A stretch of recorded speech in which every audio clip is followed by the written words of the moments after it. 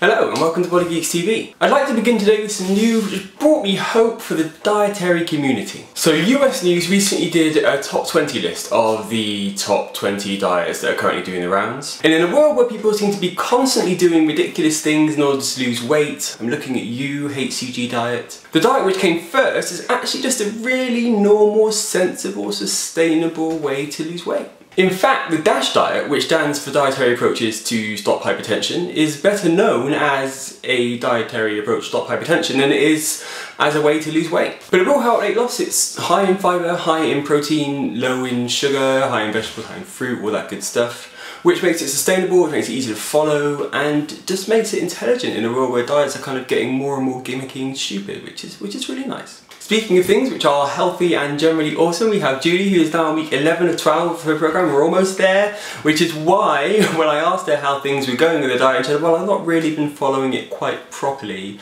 I freaked out a little bit, but I'll let her explain herself. Hello.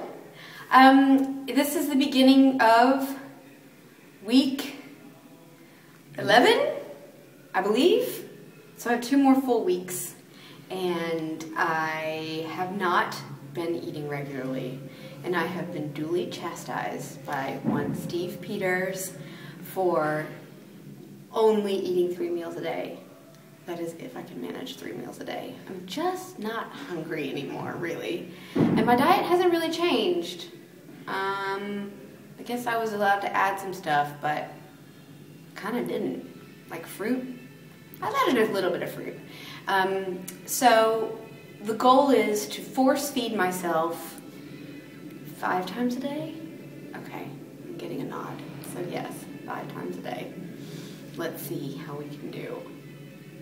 And lastly, I have news which is just one of those what the hell moments which needs to be shared with as many people as possible. And that is that Chinese scientists have finally successfully managed to genetically engineer cows which produce human breast milk. I have no idea where to begin on how wrong this is. Even though I realise it's stupid because I've already done it from my mother, no less. The idea of drinking human breast milk just really doesn't sit right at all. And I know that I should object much more strongly to the idea of drinking milk from a cow, but somehow it doesn't work that way, I don't know why. But for someone to combine the 2 worst aspects of this concept into one awful, awful thing just frankly seems a bit cruel. The scientists involved in this monstrosity hope to have the milk on the shelves in the next 3 years or so, which means in just a generation this is actually going to seem like a normal thing for some people. Anyway, that rather disturbing news wrapped things up for us for this week. Join us next week where we'll see the last video before we have the big reveal on Julie's body transformation,